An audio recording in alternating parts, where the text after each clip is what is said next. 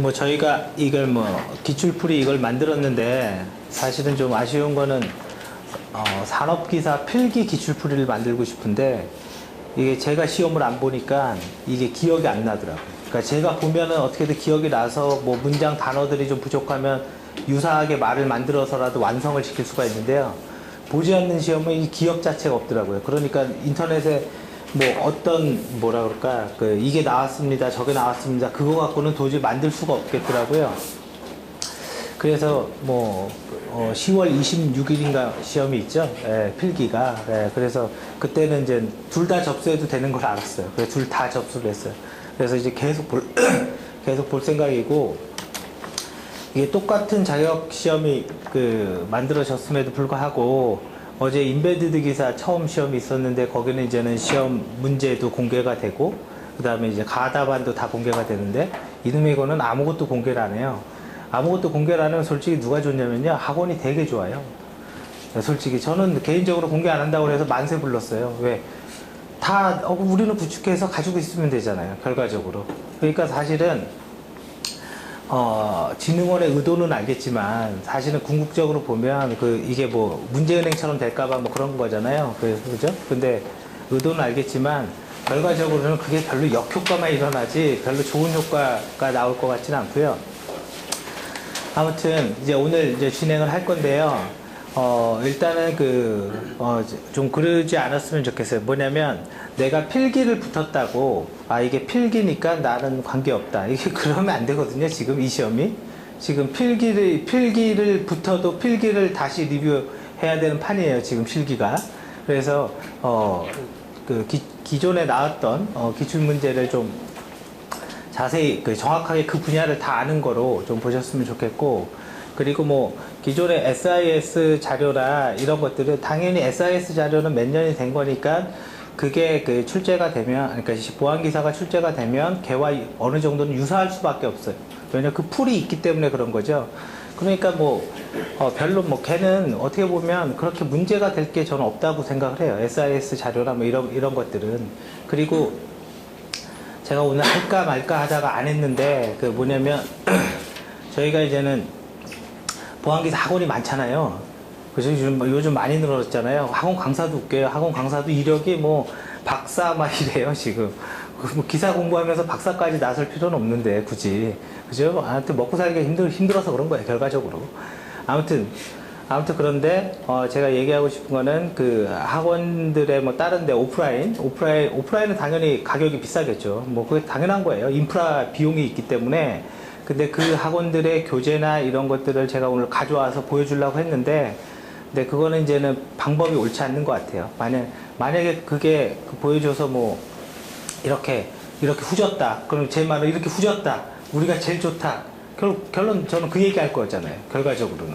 그래서 결론은 욕하게 되고. 그래서 근데 확실한 건 어디는 보니까 교재를 이만큼을 줘요, 보안기사 관련된 거. 일단 딱 겉보기에는 두껍잖아요. 근데 한쪽 면은 백지고요, 한쪽 면에 상단에 글만 있어서 시중에 나온 책보다도 사실은 그 양이 작아요. 그리고 이만한 두꺼운 거 보니까 법률 사이트에 가서 법률을 다 긁어다가 그대로 넣었어요. 그 책만 이렇게 두꺼워요. 그럼 우리 그냥 사이트 가면 돼요. 그냥 법률 사이트 가면 법률 원본은 그대로 있어요. 그거는 공개하는 게 기본이기 때문에.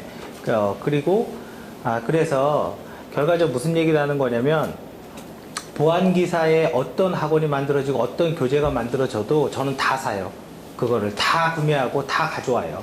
그리고 나서 그거를 뭐 여기가 후졌다, 여기가 나쁘다, 뭐 이런 말을 하려는 게 아니라, 아무리 후졌어도 내가 배워야 될 거 하나만 나는 배워가면 되는 거거든요. 그래서 결과적으로 그거를 우리한테 넣기 위해서 하는 것 뿐이지. 그러니까 여러분들이 너무 혹시 그런 게 있으면 조급할 필요도 없고, 그리고 지금은 이제 필기 접수가 시작이 됐고, 그 다음에 이제 실기는 아직 12월이잖아요. 제가 볼 때는 이거는 실기 접수 이후에 한 달 집중하면 돼요. 그때 집중하면. 지금 뭐 천천히 해도 뭐 이렇게 그걸 유지하는 것도 아니고 이게 까먹고. 그래서 사실은 지금의 인베스트 사이트는 보안기사 필기 위주로 운영되고 있죠. 네, 운영되고 있고, 그리고 이제 실기가 돌아가면 이제 다시 돌아갈 생각이고요.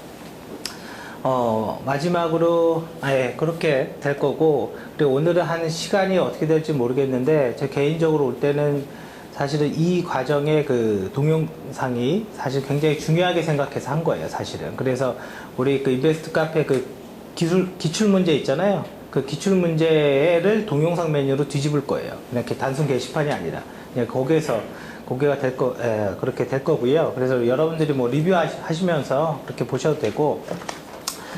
자, 그래서 이거는 뭐 다 받으셨으니까 참 매달 오프라인을 계속 할 생각이에요. 마지막 주에 계속 할 생각이고요. 자, 그래서 받으셨으니까 이제 곧 시작을 할게요.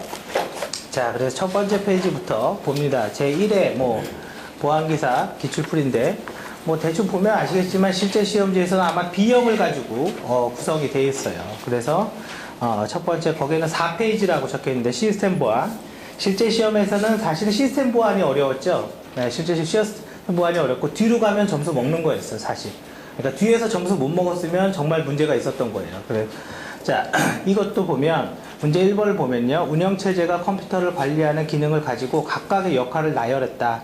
그래서 계층 1부터 계층 5까지 나와져 있는데, 자, 4페이지 제일 밑에 그 기억장치 계층 구조의 그림을 갖다가 보통 4개나 한 3개 정도를 그리는데 이 문제는 5개로 그거를 나눠서 얘기를 한 거죠. 그래서 첫 번째 보면 프로세스 동기화 및 프로세서는 이제 CPU죠, CPU. 그래서 CPU를 얘기하고, 자, 그래서 프로세서의 스케줄링. 그래서 여기는 뭐가 있어요?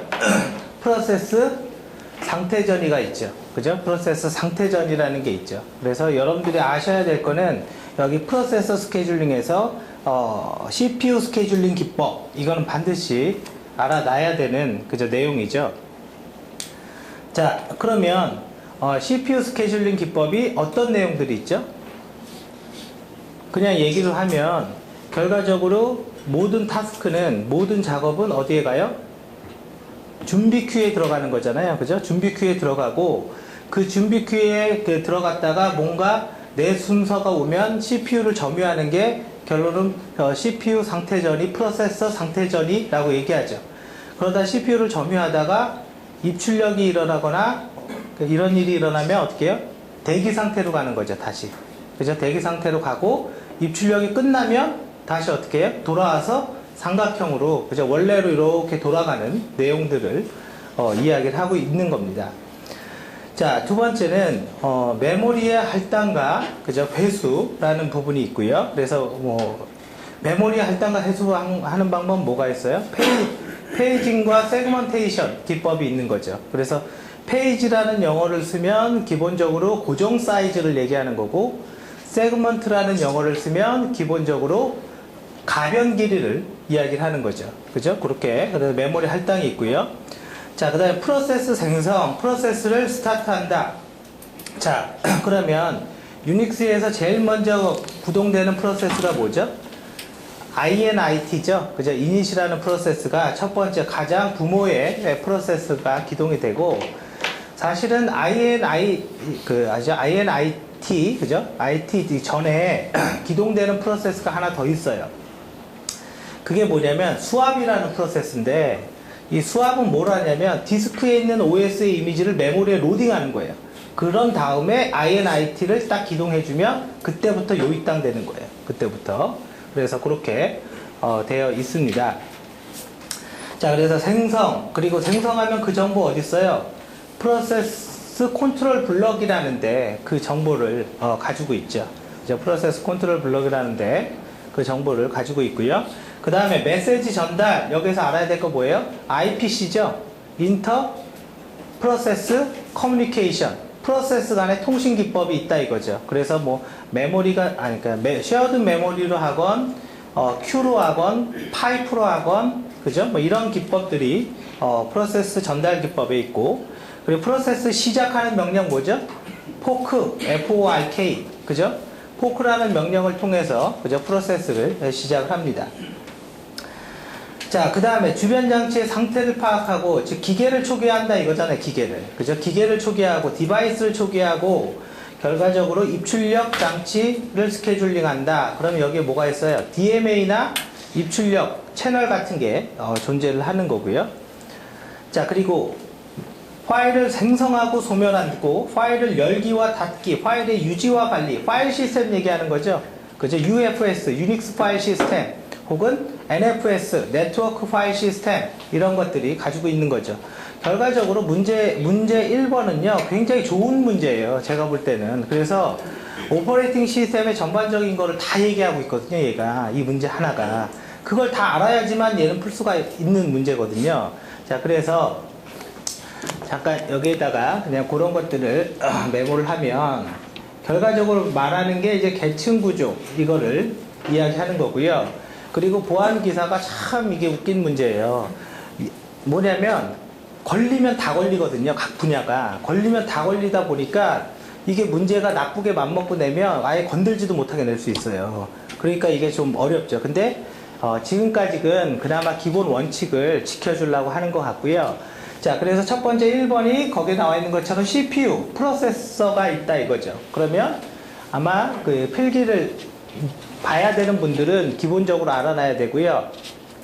내가 실기를 보는 사람들은 이런 문제 이런 문제, 점수를 주는 문제에서 틀리면 끝나요, 이 시험은. 그러니까 점수를 안 주는 문제는 어쩔 수 없이 틀린다 치지만, 이게 나오면 주는 문제거든요. 자, 그래서 CPU가 있고, 그 CPU 안에는 우리가 뭐가 있다고 그랬어요? CPU 스케줄링 기법이 있고, 뭐 다들 많이 알 거라고 생각이 되는데, 아까 말로 한 걸 보니까 CPU가 있고, 준비 큐가 있고, 그 다음에 대기, 입출력 장치에 위한 대기, 이렇게 돼 있는 게 CPU 상태 전이도, 혹은 이거를 돌리는 알고리즘이 스케줄링인 거죠. 그래서 모든 타스크는 다 이렇게 들어와서 얘를 통해서 이렇게 나가는 거죠, 결과적으로. 그리고 여기 입출력 하다가 끝나면 다시 준비 큐의 뒤로, 제일 뒤로 오는 거. 그래서 작업의 타스크가 준비 큐에서 되고 있다가 CPU를 정리하는 걸 뭐라고 그래요? 디스패처라고 그러죠. 그죠? 디스패처라고 그러고, IO 하기 위해서 나가는 걸 뭐라고 그래요?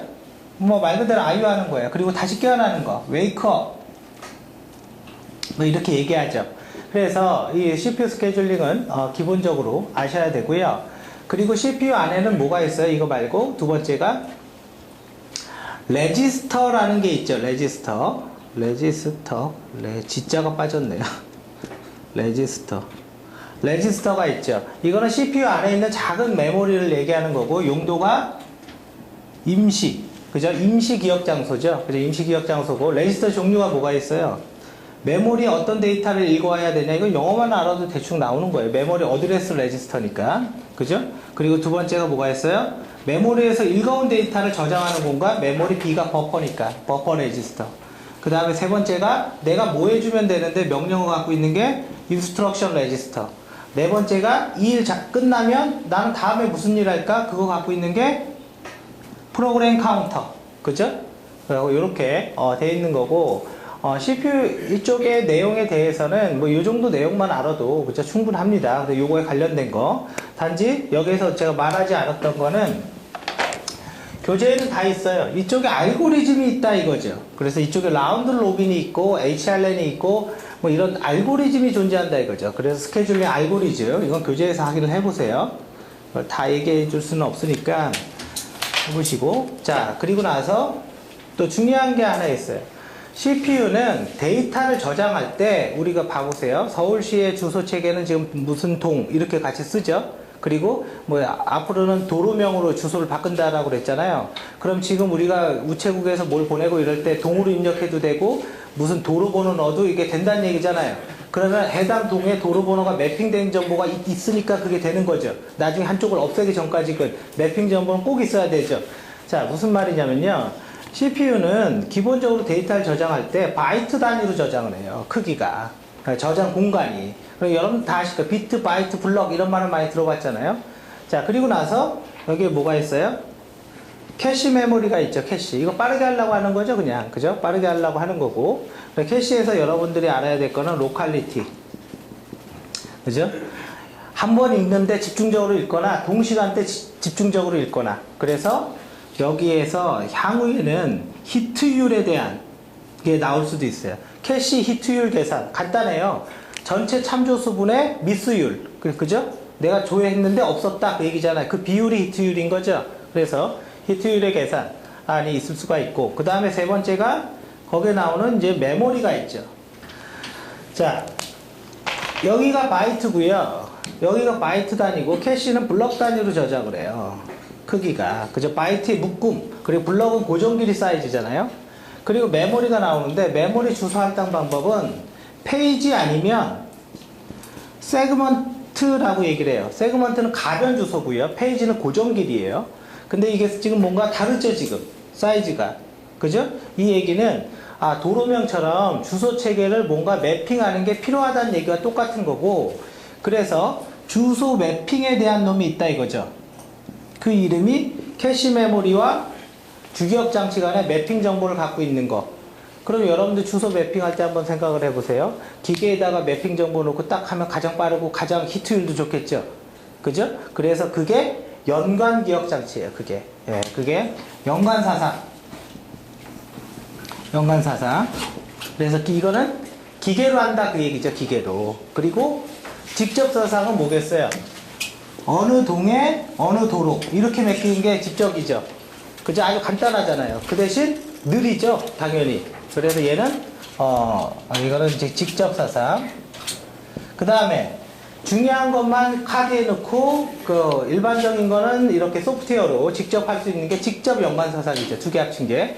그러면 누가 더 빠르겠어요? 이게 당연히 빠르죠. 이게 기계가 뭐든지 카드가 빠르죠. 그 다음 두 번째 빠른 게 뭐겠어요? 연관 직접 사상이 빠른 거죠. 두 번째가. 제일 후진 게 뭐겠어요? 얘죠, 얘. 직접. 그죠? 히트율도 마찬가지예요. 카드를 쓴다라는 거는 히트율이 높다라는 거거든요. 사실은 2번의 문제가 이런 문제잖아요. 그죠? 그래서 여기에서는 사실은 속도를 묻는 것보다 히트율이 뭐가 더 좋냐? 이게 훨씬 더 기본적인 문제고 더 중요한 문제예요. 그래서 이건 순서를 얘기하고 있는 거고요. 자, 그래서 메모리가 있고, 메모리는 여러분 뭐 아시는 것처럼 두 개가 있죠. 첫 번째 버추얼 메모리. 그죠? 버추얼 메모리는 무슨 말이에요? 디스크란 얘기예요. 디스크. 메모리 쓴다라는 게 아니라 디스크에 저장하는데 디스크를 마치 메모리처럼 사용을 하기 때문에 사용한다 그 얘기고요. 대용량의 메모리를 쓸 수 있다 그런 소리를 하는데, 그러면 디스크가 디스크지 어떻게 디스크가 메모리가 돼요? 그죠? 디스크는 디스크일 뿐이에요. 근데 여기에 버추얼 메모리의 요 메모리 공간에 디스크에서 저장하는 주소 정보를 가지고 있다 그런 얘기잖아요. 지금. 그죠? 결론은 디스크예요. 디스크는 블럭 단위 IO예요. 블럭으로 입출력 한다고요. 그러면 페이지 아니면 세그먼테이션 정보를 통해서 디스크에 어디를 메모리 정보를 집어넣는지 확인해 봐야죠. 그게. 그러니까 여기에도 매핑 정보가 필요하죠. 요 사이에도 버추얼 메모리에 대해서. 그죠? 자, 그런 정보를 가지고 있고, 그 다음에 이제 리얼 메모리가 있는 거죠. 그냥 일반 주기억 장치. 이렇게 크게 두 개로 나눠져 있고요. 마지막에 이쪽에는 데이터 주고받을 거, 입출력 채널 있죠. 스카시 카드. 예를 들면 간단히 얘기하면 카드 하나에서 IO만 전담해주는 CPU를 하나 꽂아준 게 입출력 채널이잖아요. 그죠? 그런 것들을 소프트웨어로 하면, 뭐 소프트웨어 폴링, 말 그대로 소프트웨어 폴링, 프로그램이 폴링, 주기적으로 검사해서 입출력이 있나 없나 생각해보고 결정하겠다. 하드웨어 폴링, 기계가 해주겠다, 그거를. 그러면 하드웨어가 훨씬 좋은 거죠, 당연히. 그죠? 인터럽트 폴링, 인터럽트 기법 보겠어요? 갑자기 이벤트 일어나면 그때 입출력 처리하고 그 다음에 돌아와서 나머지 하던 일 계속 하겠다. 그런 거죠. 그리고 마지막 하나가 DMA. 그죠? 입출력을 위한 전용 문을 길을 하나 만들어주겠다 이거죠. 그래서 이거는 하드웨어 카드 방식이 아니라 OS 차원의 소프트웨어라는 방식이에요. 그래서 입출력 채널이 제일 좋은 거죠. 자, 무슨 얘기냐면 CSM 보안에서의 가장 기본은 이거예요. 이거고 당연히 보안 기사는 다행히 이것만 나오고 이 구조를 가지고 안드로이드도 나오고 iOS, 윈도우 파일도 이런 구조를 가지고 조금씩 다른 게 있어요. 다행히 그건 안 나와요. 그래서 범위는 여기까지 해서 알아두시면 되는 거고, 그래서 뭐 나머지 이제 설명이 그런 거죠. 그래서 단위를 알아두세요. 어디가 어디 단위고, 그리고 저기에 썼던 제목을 갖다가 책하고 매핑해서 저게 뭐였지 이렇게 리뷰를 하는 게 좋습니다. 자, 두 번째 갑니다. 그래서 문제 2번인데 가상 메모리를 지원하는 운영체제의 가상 주소와 실제 주소, 이 가상 주소와 실제 주소를 어디에 갖고 있어요? 메모리에 갖고 있는 거죠. 메모리에. 그죠? 그래서 가상 메모리라는 말이 나오는 거고, 여기에 주소의 크기를 고정이면 뭐라고 그래요? 페이지라고 그러고, 그죠? 가변이면 세그먼트라고 부르는 거죠. 그죠? 그래서 아까 이건 얘기했습니다. 그래서 연관이 가장 빠르다 이거예요, 연관이. 자, 오른쪽으로 갑니다. 문제 3번. 선택한 모든 파일을 백업하지만 백업이 완료된 후 아카이브 비트를 해제하지는 않지만, 좀 문장이 이상하네요. 스케줄링된 백업 일정에 영향을 미치지 않는 백업 방법은 뭐냐라고 나와 있는데, 자, 여기에서는 이제 이게 답이 저거죠. 차등 백업이죠. 차등 백업. 그죠? 답이 차등 백업입니다. 자, 결과적으로 얘기하는 게, 우리가 백업은 크게 맨 처음에 뭐 하나 만들 때 저거 하는 거 있죠. 그 전체를 다 백업 받는 거. 그게 말 그대로 완전 백업이에요. 그죠? 풀 백업 하는 거고. 그 다음에 두 번째가 백업을 한 다음에 우리가 뭔가 트랜잭션이 일어나면 바뀌는 게 있잖아요. 변경된 정보만 다시 백업해 두는 거죠. 그죠? 그래서 그렇게 백업할 수가 있고, 근데 변경된 정보만 백업하려면 얘가 변경됐다 안 됐다 이 정보가 있어야 될 거 아니에요. 이게 변경인지 아닌지. 그래서 비트 같은 걸 준다 이거예요. 그거를. 그래서 그렇게 백업할 수가 있고, 단지 6번의 내용에서 약간 좀 의미심장한 내용이 하나 있습니다. 시스템 보안에서 데이터베이스의 기본 이론을 썼다 이거예요. 커맨드까지 던지진 않았지만 DB에서 나오는 거거든요, 이거는. 그리고 나중에 뒤쪽에 보면 뭐도 나오냐면 데이터베이스에 관련된 뭐 오라클의 권한관리 뭐 이런 말이 나와요.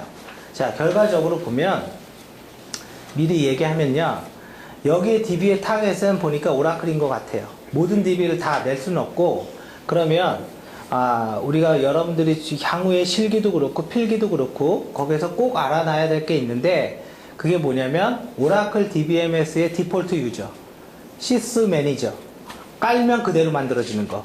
시스 매니저, 패스워드예요. 시스가 아이디고 매니저가 패스워드예요. 그 다음에 스콧 타이거 이거거든요, 지금. 그럼 이런 유저들은 체크해야 될 거다 이거죠. 오라클의 디폴트 유저. 그죠? 그렇게만 메모를 해두세요. 또 하나는 오라클 유저를 할 때 우리가 테이블을 만들 수 있다, 혹은 지운다, 이런 것들이 다 권한인 거죠, 결과적으로. 그죠? 권한을 할당하는 명령어가 뭐예요? 그랜트 리보크라는 게 나와요. 그죠? 그랜트 리보크가 나오고, 근데 그랜트 리보크는 솔직히 간단해요. 그 영어만 대충 봐도 알아요. 권한 할당하고 해제한다. 근데 문제는 거기에서 뭐가 있냐면 캐스케이드 롤백 뭐 이런 말이야. 캐스케이드 이런 말이 나와요. 이건 뭐냐면 전체 권한을 다 일괄적으로 취소해 버리는 거예요. 그래서 여러분들이 주의해야 될 거는 그랜트와 리보크가 아니라, 그건 기본이고요. 그 영어만 봐도 이거 권한 할당하고 해제하는구나, 그건 알 수 있고, 동시에 일괄적으로 롤백을 한다거나 권한을 취소해 버린다거나, 또 하나는 마지막에 내가 권한을 가지고 있어요. 근데 홍길동의 유저한테 너도 권한을 부여할 수 있는 권한을 줄 수가 있거든요. 그게 어드민, 옵션, 이런 커맨드로 나와요. 그래서, 오라클의 권한 관리 체계까지는 반드시 알아두셔야 될 것 같아요. 그 내용은. 자, 그 다음에 문제 4번입니다. 자, 다음 중, 시스템 취약점을 점검할 수 있는 도구가 아닌 것은 뭐냐? 사실은 이건 2번부터 4번까지 모른다 하더라도 대충 알죠. 그죠? 그냥 알 수 있는 거. 그래서, 핑이라는 네트워크를 하는 거고. 근데 핑은 어떻게 점검해요? ICMP 리퀘스트를 부르고 ICMP 리플라이로 응답을 받아서 하나 보내고 하나 응답 오면 그 손실률을 파악하는 거죠. 비율로. 그죠? PING라는 게. 자, 그 다음에 7페이지에서 주의할 게 있습니다. 7페이지에 보안 점검 도구 있죠? 이거는 개요 정도는 다 체크해놔야 돼요. 이거는 뭐가 있는지. 거기에서 다른 건, 거기에서 또 하나 될 수 있게 하나 봐야 될 게 하나 있는데요. 그러니까 여태까지 도구는 A는 뭐 하는 겁니다. B는 뭐 하는 겁니다. 요 정도만 체크해도 되고요. 단지 걔가 어떻게 합니까? 이것도 공부를 해야 될 게 있는데, 그게 보면 중간에 스노트 있죠. 침입 탐지 시스템이라는 말이 있죠, 요거. 그래서 이거 저희가 사실 실기 모의고사 할 때 1번으로 했던 게 이거였어요. 그래서 요거는 반드시 체크를 해 두시면 될 것 같고요. 자, 그 다음에 유닉스 커널에 대한 설명으로 옳지 않는 것은, 커널을 메모리에 올리는 거 뭐라고 그랬죠? SWAPD, 그죠? swapd다 이거죠. 메모리에 올리는 건. 자, 그래서 유닉스 계열이 부팅될 때 운영체제의 핵심 부분으로 보조기억 장치가 아니라 반드시 커널은 전체가 주기억 장치에 상주해야 돼요. 안 그러면 느려서 못 써요. 느려서 사용할 수가 없어서 그거는 말이 안 되고요. 자, 그 다음에 밑으로 갑니다. 6번의 문제. 자, 유닉스 파일 시스템에 로그 분석을 담고 있는 정보로 그 내용이 옳지 않는 것은, 이게 지금 봐보세요. 이게 시험 문제에 나왔죠, 실기에. 이게 실기에 나왔어요. 무슨 말이냐면, 실기에 나오면서 가로 이렇게 딱딱 하면서 이 로그 파일이 뭡니다. 설명 주고 써넣어라. 이렇게 나왔거든요. 그죠? 그 얘기는 뭐냐면, 가로를 3개 넣었는데 하나라도 틀리면 그건 빵점이에요. 3개 다 맞아야지 3점을 받는 거라고요. 단답형에 나왔을 때. 그러면 이건 뭐냐면, 이건 무조건 점수를 받으란 얘기거든요. 이거는. 그래서 이런 거에서 틀리면 끝나는 거예요. 실기는. 그래서 점수를 주는 거는 확실히 받아야 돼요. 로그 파일 그 시리즈는 무조건 점수를 주는 거예요. 그리고 또 하나 그것도 있지 않아요? 좀 이상한 거 있지 않아요? 실기에 서술형인지 작업형인지 마지막에 ARP 스푸핑 나왔죠. 그거 조금 가면 필기에 나와요. 거의 지문 예제 똑같이 나왔어요. 그러니까 그것도 점수를 주는 거죠. 그건 100점을 분명히 14점을 받아야 돼요. 이 얘기는 여러분들이 나중에 2회 실기를 보건 3회 실기를 보건 간에 전거 실기에서 분명히 나오는 문제는 디폴트로 먹고 가야 되는 거예요. 거기에서 못 먹으면 못 붙어요. 그죠? 그래서 이 로그 파일 리스트는 반드시 체크를 해두시고요. WMP서부터 뭐 쭉 읽어보시면 되니까요. 자, 그 다음에 키로거라는 거 나왔죠. 키로거 뭔지 알죠? 키보드 입력하면, 그죠? 입력하는 걸 캡처해 가는 프로그램이잖아요. 그래서 밑에 보시면 안티바이러스 프로그램에 탐지가 되고, 뭐 특정 문자열을 타이핑하면 뭐 이 말만 알아도 얘가 키로거구나. 이거는 대충 유추가 가능합니다. 자, 그래서 오른쪽으로 봐보세요. 키로고 소프트웨어의 종류들을 몇 개, 제가 그냥 3개를 찾아놨어요. 이거 이름 체크해 주세요. 이것도 이렇게 3가지의 소프트웨어를 가지고 있다. 그죠? 이름만 알아두면 되니까요. 우리가 뭐 기능까지 알 필요는 없습니다. 기사는. 자, 넘어갑니다.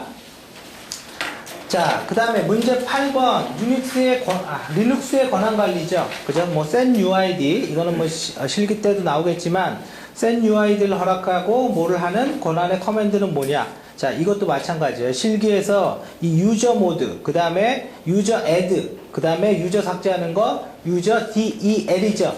그죠? 요 커맨드는 꼭 알아놔야 돼요. 이거는 나오면 이건 점수예요. 이걸 못 받으면 안 된다고요. 그래서 이거는 여기는 조금밖에 정보가 없지만 한번 이런 거는 인터넷 찾아도 되고 인베스트에도 있으니까요. 네, 그거는 확인을 해두세요. 자, 그 다음에 문제 9번입니다. 윈도우 시스템에서 NTFS는 말 그대로 NT가 사용하는 파일 시스템이고, 특이한 게 뭐예요? 대용량 파일, 그 다음에 압축, 암호화 이런 게 가능하다 이거죠. 그죠? 압축과 암호화. 기존의 윈도우에서 쓰는 파일 시스템은 뭐예요? FAT죠. FAT16이든 FAT32든. 그죠? 그래서 FAT를 NTFS 파일 시스템으로 바꾸려면 커맨드가 뭐죠? 컨버트죠. 그죠? 컨버트. 그거는 뭐 기본까지 다 알아두셔야 되고요. 자, 근데 여기에서 말하는 거는 이제 권한을 얘기를 하고 있는 건데, 자, 2번부터 한번 보죠. 넷쉐어 명령을 통해서, 자, 넷쉐어는 윈도우는 디폴트로 뭐가 있어요? 공유 폴더가 있죠. 그게 $IPC, $어드민, $C, $D 이런 거잖아요. 그죠? 그래서 공유 폴더를 확인할 수 있는 게 넷쉐어고, 넷쉐어는 다른 말로 하면 거기에서 그걸 뭐라 그래요? 널 세션이라는 말 있죠? 널 세션. 자, 널 세션은 뭐예요? 인증을 거치지 않아도 접근할 수 있는 세션이라는 거예요. 아이디 패스워드를 묻지 않아도 접근할 수 있는 세션. 그래서 그걸 확인하는 게 바로 넷쉐어 명령이 되는 거고요. 자, 3번 윈도우 파일 시스템은 FAT16서부터 NTFS 등등을 가지고 있고, 그 다음에 윈도우에서 매니저에게 작업을 분담하고 하드웨어를 제어하는, 윈도우의 하드웨어 제어는 장치관리자를 통해서 제어를 하는 거고, 그 장치관리자가 어떤 개념을 쓰냐면 하드웨어 추상화 계층을 가지고 있어요. 어떤 기계건 붙일 수 있게. 그 하드웨어 추상화 계층을 영어로 HAL이라고 부릅니다. 그죠? 추상화 계층을 가지고 있고, 이게 유닉스랑 다른 거죠. 유닉스는 모든 게 파일이잖아요. 얘는 장치 관리자를 통해서 하고, 또 하나 윈도우의 화면이나 버튼이나 그 다음에 프린터기나 이런 모든 자원을 뭐라고 부르냐면 오버젝트라고 불러요. 오버젝트. 윈도우에 나오는 거는 전부 다 객체라는 용어를 씁니다. 자, 그 다음에 이제 풀이 한번 보죠. 풀이가 뭐 1번의 해석이니까요. NTF 볼륨의 everyone 그룹에 대한 그 모든 권한의 허용이다 라고 있는데, 이것도 답이 좀 잘못됐네. 1번이죠, 1번. 그죠? 1번이 오답이죠, 1번이. 그러니까 답은 1번이에요, 1번. 1번. 희한하네요. 이게 아무리 봐도 이게 설명은 맞잖아요. 설명이 맞으니까, 1번이에요. 자, 그리고 여기에서 또 알아야 될 게 하나 있죠. 파워 유저. 그죠? 윈도우의 권한, 파워 유저. 그 다음에 게스트 유저의 권한. 그 다음에 이제 어드민. 이런 거 있죠? 어드민 그룹. 그래서 그것까지 다 체크를 해 두셔야 돼요. 저도 다 외우는 건 아니라서요. 그거를. 자, 그 다음에 스누트를 통해서 문제 10번입니다. 탐지할 수 없는 공격은 뭐냐? 라고 그랬는데, 자, 이 스누트라는 건 뭐라 그랬어요? 탐지 정보, 룰을 저장해 두고 이 룰과 똑같으면 공격이다. 이렇게 말하는 거예요. 그래서 얘와 항상 대비되는 말이 뭐냐면 IDS죠. 침입 탐지 시스템. 항상 얘와 대비되는 게 항상 말하는 게 IDS를 얘기하고, 거기 풀이의 두 번째 줄을 체크해 주세요. 얘는 경고와 무시와 로그 규칙을 정의할 수 있는 기능을 가지고 있다 이거죠. 경고와 로그와 그 규칙이라고, 그 규칙의 커맨드는 이제 밑에 있는 거고. 자, 두 번째 사전 공격이라는 거는 뭐예요? 그냥 사전에 있는 용어를 패스워드에 때려 넣는 거죠. 그죠? 그러면 사전 공격을 막을 수 있는 방법은 뭐예요, 그럼? 윈도우에서 사전 공격을 막을 수 있는 방법? 좀 쉽지 않아요? 시험 문제에서 사전 공격이 뭐다, 무작위 공격이 뭐다, 이게 만약에 낸다면, 그거는 제가 볼 때는 산업기사 필기에 맞아요. 산업기사. 지금 이제 레벨로 대충 맞춰보면, 그리고 산업기사를 실기를 낸다면, 자, 당신은 윈도우 시스템에서 사전 공격을 막을 수 있는 방법을 써라. 혹은 그거에 레지스트 정보를 써라. 이러면 뭐 그냥 꼼짝 말하는 거죠. 뭐. 그게 뭐겠어요? 윈도우에 뭐예요? 아이디와 패스워드를 들어갈 때 패스워드에 로그인 카운터를 설정할 수 있죠. 그죠? 그게 화면에서 설정하는 건 문제가 내기가 참 어려워요. 왜냐면 화면을 캡처해주고 이거 클릭하면 됩니다. 그러면 답을 다 가르쳐 주는 거거든요, 문제가. 그래서 그러기가 어려워서 여러분들이 확인해야 될 거는 레지스트리 정보에 이 카운트 있죠? 로그인 카운트. 그런 거는 나중에 체크를 하나 따로 해 두십시오. 제가 이렇게 말하는 건 나중에 우리가 10일에 실기 문제 낼 때 다 내요. 사실은. 다 제가 찾아서 다 정리를 할 겁니다. 자, 그 다음 넘어갑니다. 자, 문제 11번. 윈도우의 관리적인 목적상 널 세션을 쓴다. 왜? 무슨 관리예요? 원격 관리하겠다 이거죠. 호스트들을. 그래서 관련된 게 뭐예요? IPC 달러를 이야기하는 거죠. 그래서 이건 뭐 대부분 다 맞았을 것 같고요. 자, 그 다음에 문제 12번입니다. 유닉스 시스템의 일반 계정의 비밀번호를 저장할 때 어떻게 해요? 단방향 암호화를 수행하죠. 그래서 단방향 암호화하는 방법은 뭐냐? MD5를 사용하고, MD4는 안 써요. MD4는 어디든 없다라고 보셔도 돼요. 자, 그 다음에 MD5라는 단방향 암호화는 툴의 이름이기도 하죠. 프로그램의 이름이기도 해요. MD5라는 명이. 그래서 MD5가 있고, 뭐가 있냐면, 그냥 두 개만 체크해 주세요. MD5, 소문자로 쓰겠죠. 그 다음에, F체크, 이런 게 있죠. 이거는 뭐냐면, 이걸 딱 돌려주면, 전체 그 시스템의 파일들에 대해서 해시 값을 만들어 두고, 만약에 해킹이라는 게 일어났다면 얘를 다시 돌려서 이전과 비교해서 변조 여부를 판단하는 거죠. 그래서 무결성 확인 같은 걸 하기 위해서 이제 사용할 수 있다, 그런 얘기고요. 자, 문제 13번입니다. 아래의 내용 중 유닉스 파일 시스템에 대해서 옳지 않은 것을 선택하세요. 자, 2번 한번 보죠. 파일의 소유자만 변경할 수 있다. 자, 파일의 소유자만 뭔가를 변경할 수 있는 접근 통제를 뭐라 그래요? 신분 기반 접근 통제라고 그러죠. 그죠? 반대로 관리자도 뭔가 변경할 수 있는 접근 통제를 강제적 접근 통제 MAC라고 그러고, 그래서 신분 기반은 DAC인 거고요. 그죠? 자, 그리고 그룹 단위로 권한을 할당하고 해제하는 게 유닉스는 가능하죠. 그죠? 그러니까 그거는 접근 통제 정책인 거예요. 걔는. 우리는 그룹 단위, 직무 단위, 팀 단위로 권한을 부여하고 할당하겠다. 그런 거를 접근 통제 정책이라고, 그죠? 말합니다. 자, 그래서 문제 13번은 뭐 그 내용이고, 자, 그 다음 문제 14번입니다. 파일 시스템에서 스페이스 공간을 관리하기 위해서 사용하는 방법이 존재한다.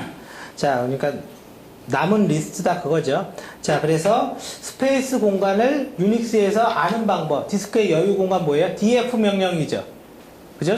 저는 옵션 같은 건 잘 몰라요. 솔직히 커맨드 칠 때 유닉스에서 옵션하고 헬프 보면서 치는 거지, 아니면 그 담당자 아니면 그 옆에 옵션을 어떻게 다 기억해요, 그거를. 그래서 DF 명령이라는 건 할당 정보를 가지고 있는 거죠. 그죠? 디렉토리별 여유 공간을 볼 수가 있어요. 자, 그 다음에 간편화하며 연속적인 N개의 가용 블럭을 찾는 데 효과적이다. 마이크로 컴퓨터는 가능하지만 대형 컴퓨터는 불가능하다. 하드웨어 용량이 작을수록 유리하다. 사실은 이건 굉장히 어려운 문제예요. 이거 뭐라고 커맨드를 묻는 것도 아니고 이거는 원칙에 의해서 풀어야 되는데 자, 봐보세요. 연속적인 N개의 가용을 찾는다고 얘기를 했고, 그리고 대형 컴퓨터에서는 불가능하대요. 그 얘기는 이 가용 정보의 정보 자체가 너무 크면 그거에 오버헤드일 수 있다, 뭐 그런 얘기로 해석이 되고, 하드웨어 용량이 작을수록 위에 글과 밑에 글이 거의 비슷한 말이에요, 사실은. 그죠? 위에 글과 밑에 글이. 자, 그래서 보면요. 2번에 비트맵, 아마 실제 시험에는 2번에 비트맵은 없었을 것 같아요. 실제 시험에는. 이거 제가 문제를 만들다가 비트맵이 나온 건데, 이거는 사실은 행렬로 데이터를 갖고 있는 거예요. 그죠? 행렬로 갖고 있어서 데이터가 있다 없다를 0일로 표시하는 거예요, 비트맵은. 근데 행렬 정보 자체가 굉장히 오버헤드거든요, 이게. 자, 두 번째, 클러스터. 클러스터는 뭔가 유사한 블럭을 묶어두는 거예요. 클러스터라는 영어는. 그죠? 영어로 클러스터 나오면 유사 그룹을 묶는다, 이렇게 생각하면 돼요. 영어로 클러스터 나오면. 자, 그 다음에 세 번째, 해시 테이블. 해시 테이블을 다른 말로 뭐라고 그러냐면 버켓이라고 그러죠. 해시라는 것. 근데 해시의 버켓은 전제가 있어요. 리얼 메모리에 있어야지만 속도가 빠르거든요, 얘는. 뭘 할 때. 그러니까 해시 테이블이 너무 크면 리얼 메모리를 많이 쓸 거잖아요. 그죠? 그런 걸 얘기하고. 자, 그 다음에 마지막에 1번에 벡터라고 불렀죠. 벡터는 한마디로 어디에 쓰냐면 GIS 정보 있죠? 우리 그 지도 보는 거. 그 내비게이션 지도 보는 거 있잖아요. 사진 말고요. 거기에서 GIS 빌딩 그릴 때요, 내비게이션 그 데이터를 벡터 데이터라고 그래요. 그래서 0과 1의 조합으로 벡터 숫자들로 표현한 걸 0과 1로 얘도 같이 표시를 합니다. 그래서 일반적으로 벡터는 비트 단위로 저장을 해요, 기본적으로. 자, 그래서 일단 요거는 요 문제의 풀이도 풀이지만 이런 게 다 이런 말뜻이구나, 그 정도는 체크를 해 두시고요. 아마 요 내용은 필기 외에는 별로 도움이 될 것 같지는 않고요. 자, 그래서 가용 공간 리스트는 비트 벡터라고 합니다. 자, 넘어갑니다. 자, 문제 15번. 이건 뭐 다들 알 것 같고요. 지문이 쭉 나와 있는데, 아까 얘기한 것처럼 자기가 만든 파일, 자기가 권한 할당하고 해제하는 거, 그걸 뭐라고 그래요? DAC라고 그러죠. 그래서 그 자기를 누구라고 그래요? 주체라는 말을 쓰는 거잖아요. 주체. 어드민이 권한 할당하고 해제하는 거를 뭐라고 그래요? MAC라고 하죠. 그죠? 그 다음에 RBAC는 뭐예요? 마치 그룹처럼 롤이라는 걸 하나 만들어서 롤 단위로 권한을 할당하고 해제하는 거.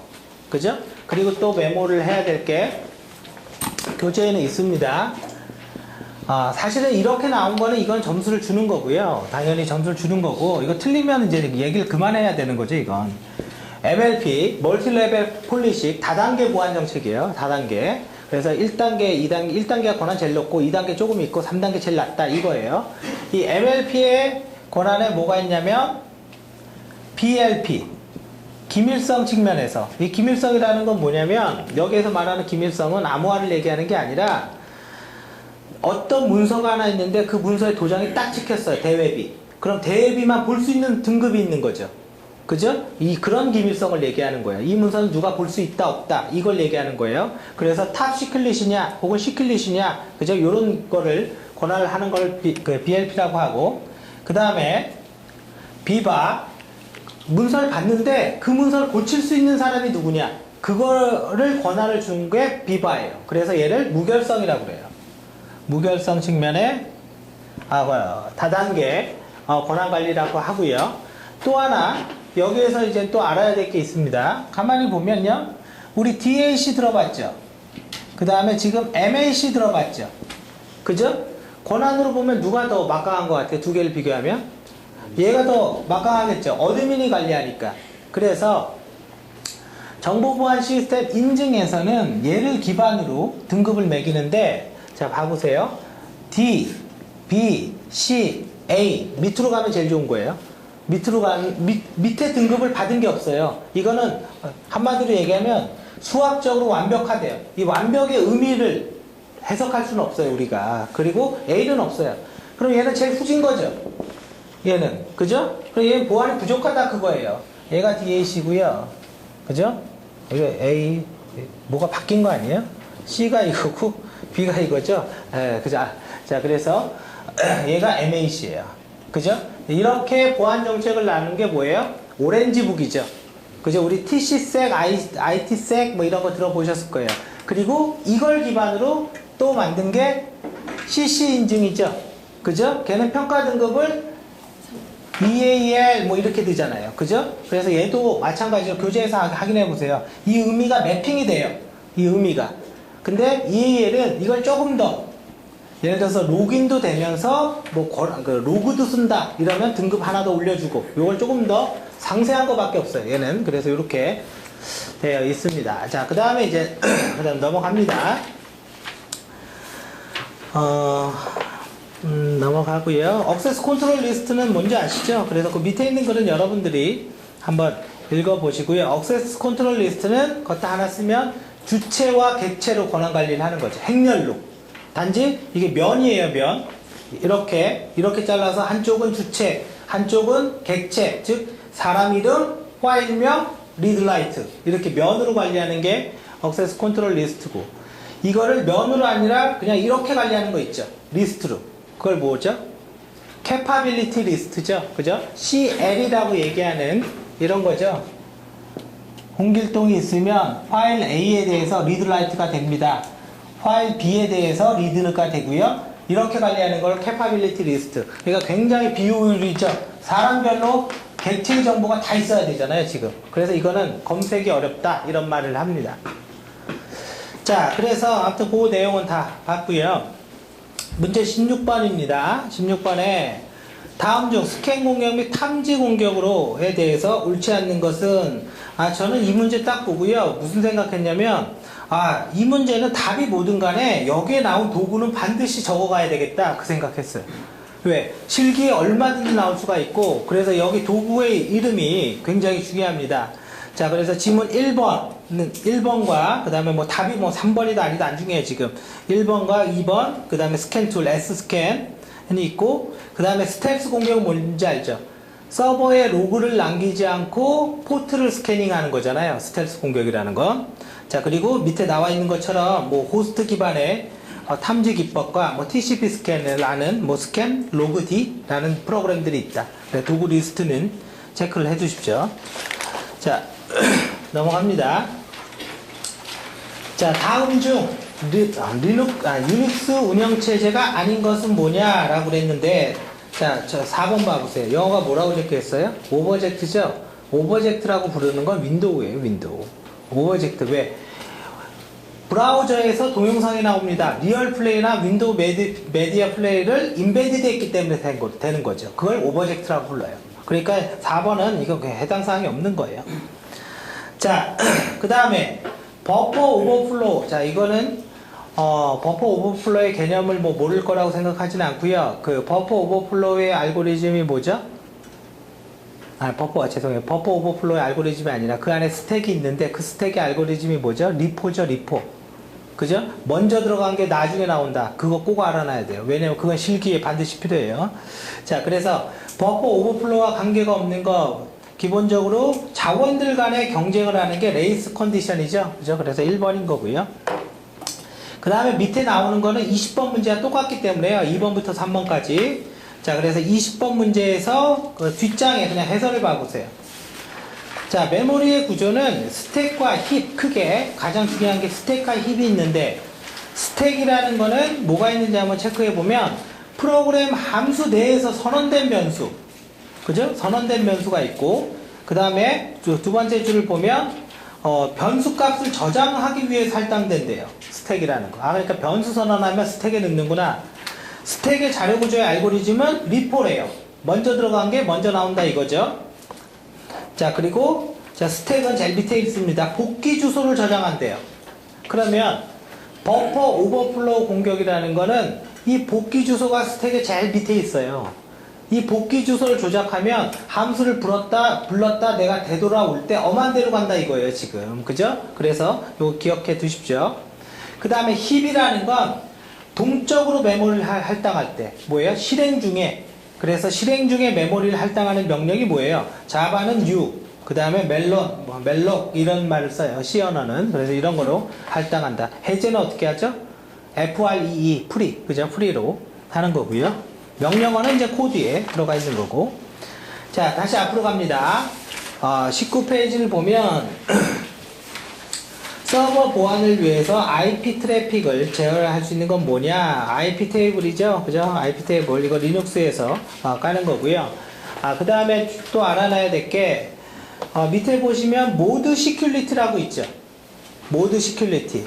이게 뭐냐면 웹방화벽이에요. 웹방화벽. SQL 인젝션, 크로스 사이트 스크립팅, CSRF와 같은 공격을 웹방화벽이니까 애플리케이션 계층에서 필터링 해주는 거예요.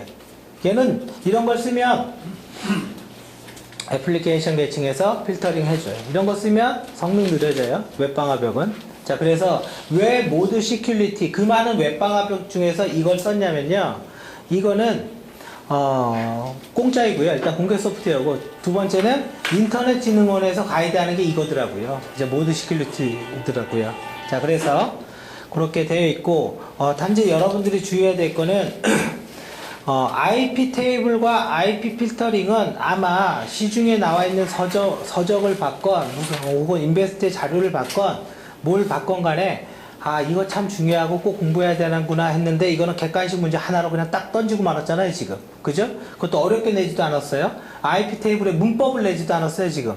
그죠? 그냥 영어만 대충 봐도 이게 대충 때려 맞힐 수도 있는 거예요. 자, 그래서, 이거는 뭐, 지금은 그랬다 하지만 언제든지 나올 수 있는 거예요, IP 테이블은. 그래서 인베스트 보면 실기 메뉴에 1번 문제가 IP 테이블에 대한 문제예요. 그래서 그거는 체크를 해 두시고, 자, 모드 시큐리티, 이거 어떻게 깔죠? 모드 시큐리티는 설치를 할 때 전제가 있어요. 전제가 뭐냐면 아파치 버전과 딱 맞아떨어져야 돼요. 이게 만약에 모드 시큐리티는 최신의 버전을 깔고 가져오고 아파치는 구형 버전을 갖고 오면 이게 안 돌아요. 그래서 버전을 맞춰야 되고요. 그리고 설치를 할 때 얘는 모드를, 웹방화벽의 모드를 아파치에 로딩 시켜주는 거예요, 동적으로. 그래서 어디 있어요? http conf라는 파일에, 그게 아파치의 설정 파일이죠. 거기에 다이나믹하게 그 태그, 그걸 뭐라고 그러죠? 태그라고 부르나? 그 식별자, 지시어라고 부르죠. 그 지시어를 모드 시큐리티를 넣어줘야 돼요. 무슨 지시어에? 아파치에 모듈이라는 지시어가 있잖아요. 모듈을 로딩해라 이거예요. 로딩해라. http conf라는 파일에 모듈이라는 지시어에 이걸 넣어줘야지만 기동할 수가 있습니다. 자, 이 얘기를 하는 건 이거 보여주고 이렇게 할 수 있잖아요. 문제의 경우 수는 많아요. 사실은 저희가 뭐 이거 자랑처럼 얘기를 하면 저희가 다른 데와 다르다고 저는 생각을 해요. 그리고 저는 누가 뭐 인베스트가 어떻다 저떻다 뭐 게시판에 글을 써도 관여 안 해요. 그냥 제가 워낙 원칙대로 해요. 그게 물론 누구랑 코드가 안 맞아서 불만으로 나올 수도 있겠죠. 근데 결과적으로 제가 하는 원칙은 뭐냐면, 기존의 SIS 자료는요, 제가 인베스트 이거 만들 때 SIS 자료 전부 다 뒤졌어요. 필기, 실기, 거의 풀 전부 다 갖고 있어요. 그걸 가져서 그 인베스트 교재 만든 게 뭐예요? 11월 달에 만든 인베스트 책이에요. 근데 뭐 알고 봤더니 그게 오답이 너무 많은 거예요, 그게. 그래서 욕 엄청 많이 먹었어요. 근데 애당초 만들 때부터 타이밍 빠르지만 욕먹을 각오하고 시작한 거예요. 이건 타이밍이 중요하다고 생각하기 때문에 한 거고, 지금은 이제 다 고쳐서 이제 책도 다르죠. 그래서 책도 다른데, 아무튼 11월 달은 그랬다고요. 근데 뭘 얘기하는 거냐면, SIS 자료는 엄청나게 몇 년 동안 많은 풀이 있기 때문에요. 시험이 출제된 다음에, 아, 이거 SIS 나왔구나, 이렇게 매핑할 때 항상 걸릴 수밖에 없어요, 걔는. 근데 그게 그대로 딱 찍혀 나오는 건 아니거든요. 있는 그대로. 만약에 그 문제가 있는 그대로 찍혀 나왔다면 그건 그거예요. 여러분들 이거 꼭 맞으셔야 돼요. 이거 틀리면 응시할 자격이 없습니다. 이런 문제라고요. 그걸 안 봤다라는 것. 그러니까 그거는 아주 기본적인 문제예요. 근데 기본적으로 저희가 볼 때 뭘 만드냐면 인터넷진흥원에서 만든 모든 매뉴얼을 갖고 문제를 만들어요. 기본적으로. 그리고 내가 잘할 수 있는 거와 내가 못하는 걸 구분하고요. 여러분들이 알아서 잘할 수 있는 거는 법률이에요. 그래서 실기 때 법률을 의도적으로 안 낸 거예요. 이거 나오든 안 나오든 그건 스스로 하는 거고, 단지 내가 잘할 수 있는 거, 아파치에서 모드 시큐리티를 설정을 할 때 이 어떤 HTConf가 파일이 나오고 그걸 한 단계 응용을 해서 다음은 아파치의 HTTP 콤프에 대한 파일의 내용입니다. 방지할 대응할 수 없는 공격은 뭡니까? 이렇게 물어본다면 첫 번째 1번 인젝션, 크로스 사이트 스크립팅, 버퍼 오버플로우, 그 다음에 포트 스캔. 그럼 포트 스캔이죠. 이거 한 단계 더 들어간 거죠. 그걸 또 한 단계 더 들어가면 낼 수도 있어요. 지문을 갖다가 1번 SQL 인젝션에 공격 기법을 써주는 거예요. 인젝션이라는 말은 아예 쓰지도 않고. 크로스 사이팅에 공격 기법을 쓰면 레벨을 한 단계 더 내렸죠. 그죠? 저는 그걸 할 거라고요. 그래서 여러분들이 이런 부분은 나중에 아마 모드 시큐리티 그 실기 문제에도 한번 냈던 것 같아요, 제가. 그래서 그런 부분은 꼭 체크해서 보셔야 됩니다. 자, 그렇게 돼 있고, 자, 그냥 잠깐 쉬었다가 하겠습니다.